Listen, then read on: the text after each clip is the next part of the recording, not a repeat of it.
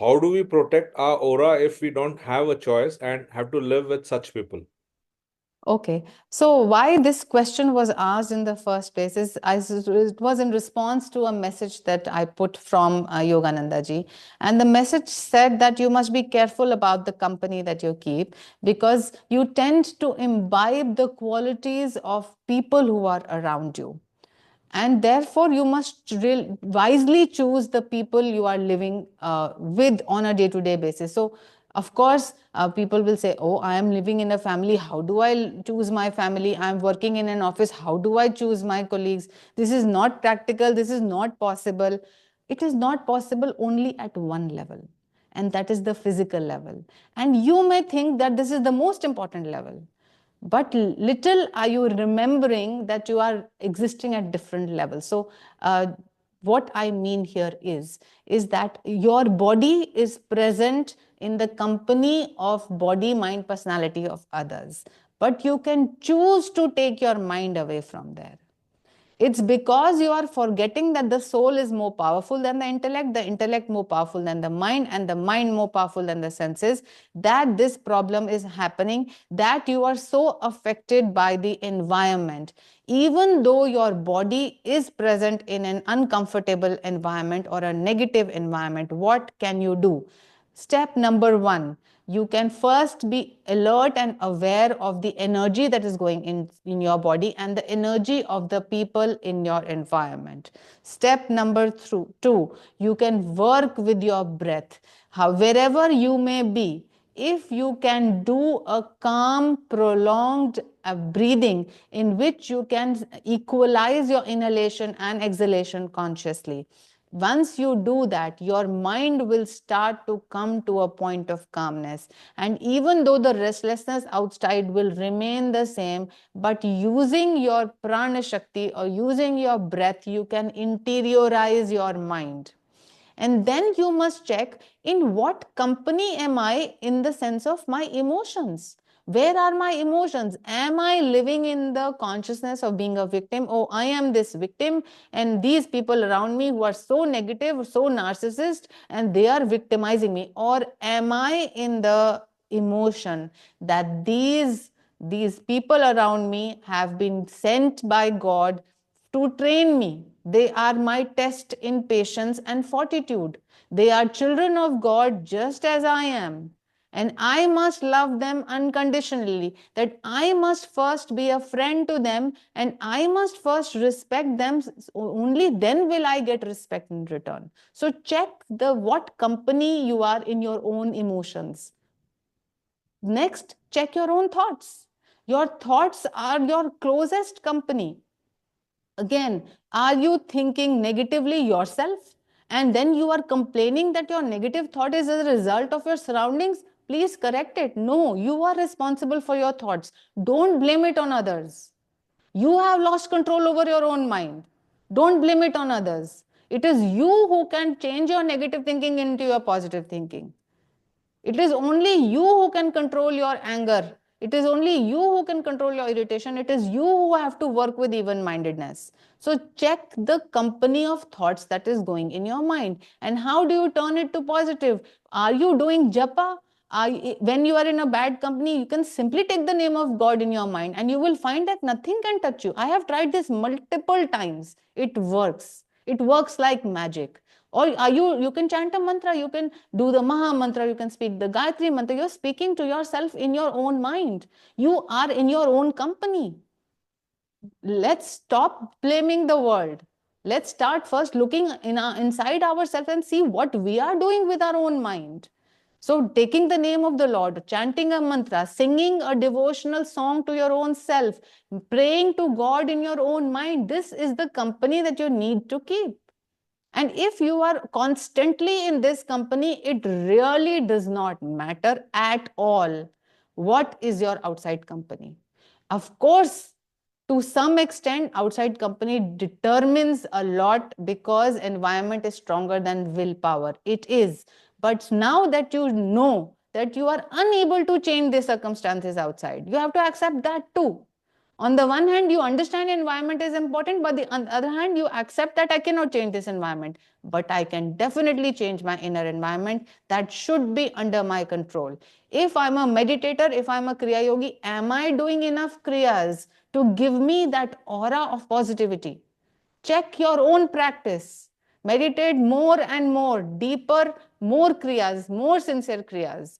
Then again, as we said, check your own prana, stabilize your breath. Mostly what happens is our breath is so restless, therefore our mind is also restless. Therefore, we calm the breath by using even count breath. We don't have to show it to others. By using diaphragmatic breath, by using Anulom Vilom Pranayam, of course, Anulom Vilom you cannot do in front of others, but the others you can. Then, of course, you go closer to yourself and analyze all your thoughts. Consciously change your thoughts. Change your thoughts and change your life. And there is no point complaining, because nobody is going to come and save you or redeem you from that environment. Only you can do that for yourself. And whatever your outer circumstances may be, you can create a portable heaven within. And that's why Master has given us the technique of Kriya Yoga. And he has given us with this promise that you have this portable paradise where you can take, which you can take anywhere. So, no excuse, no complaints. Deepen your own practice, correct your own mind, get hold over your own intellect and sense organs. And only then will you have the right to complain. And there will not be a need to complain, because then you will become like Arjuna. And Krishna will be your friend.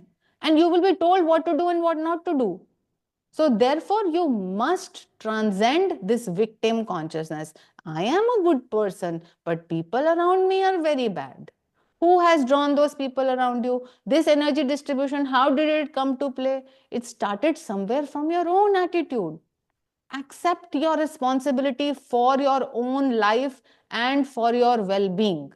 Nobody else is responsible for your happiness, for your inner state of mind, for your peace, and for your freedom. You have to work for it yourself right now, right here. The sooner you do that, the sooner you take control and charge of your life, the better off you're going to be. So stop postponing, stop procrastinating, and start meditating regularly. So I think that's it for this question. Any other question? There's one more question. How can we tap into Krishna driven soul consciousness for choosing our actions? Often the inner feeling or message is fear driven, which comes from the body or mind, but not the soul, which is Krishna and joy. Okay, so basically what you're saying is, how do I experience Christ consciousness straight away? The answer is very simple. It is a one-word answer: meditate. Without meditation, you can never theoretically understand what Christ consciousness is. You will only be able to understand Christ consciousness or Krishna consciousness or the love or joy of God once you have felt it firsthand in your own being. And it's not that a devotee, a seeker on the path, has to go to complete understanding of Krishna consciousness before he realizes that Krishna is his friend or Krishna loves him. Even when you start meditating a little, even in the beginner's practice, you start to feel a sense of peace, a sense of calm, a sense of joy, it comes over you. And that is the indication that God loves you, that God is ever present. And then as you meditate more and more, and you put your questions after your meditations, you start to get answers. And these are the signs that Krishna is responding to you. In the autobiography of a yogi, Sri Yukteswarji has given very good, scale markers or measures by which you can know whether you are progressing on the spiritual path or not. First is the ever increasing joy of meditation. If you are not feeling the joy of meditation, that means your practice is not right. Either you're not doing the right technique, or you're not doing it with a sincere heart, or you're not doing for the right amount of time, or you're not trying to deepen it, or there is some problem with your practice if you are not feeling happier by the day in yourself with your meditation. The second measure of progressing on the spiritual path is that you start to get answers to your questions. So again, a sense of wisdom starts to draw upon you. And that also is, once you meditate regularly and you receive that calmness, especially after you have finished doing your techniques and you're just resting in the silence, that is a good time to put your question outward.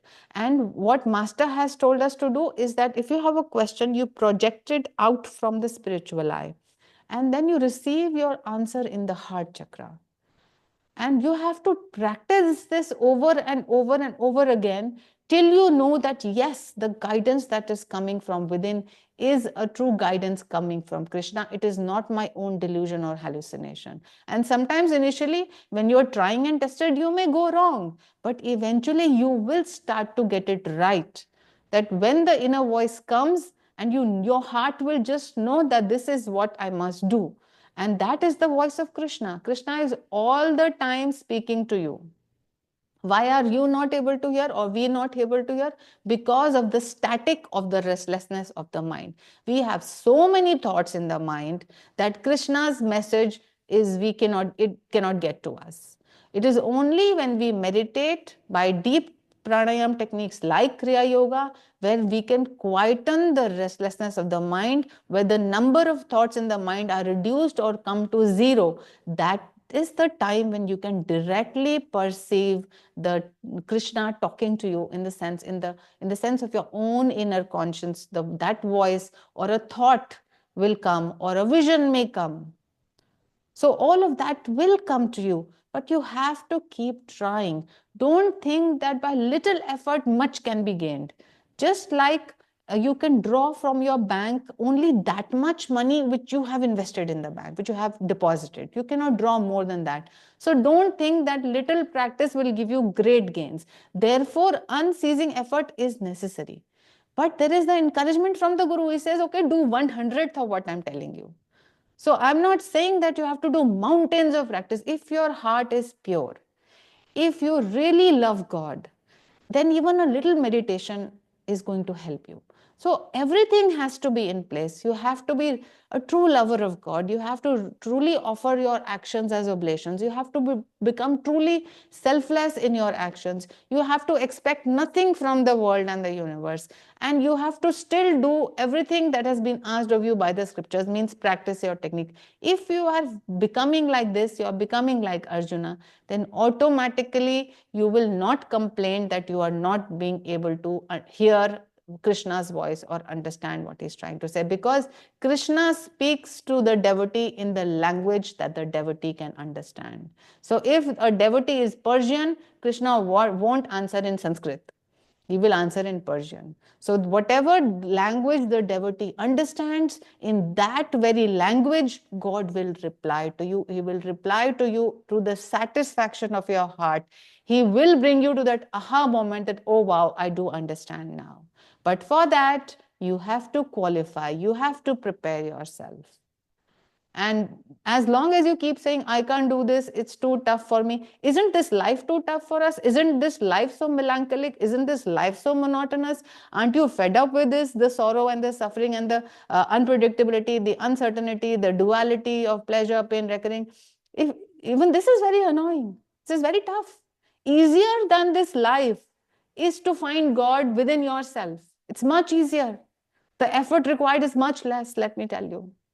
So why don't you give it a try? Krishna is ever waiting for each one of us to communicate with him.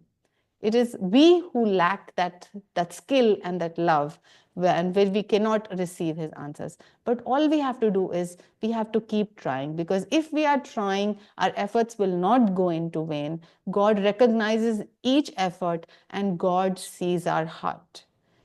In the pure heart, God will be definitely reflected. I think that's all for this question. I hope it helps. Okay, any other question?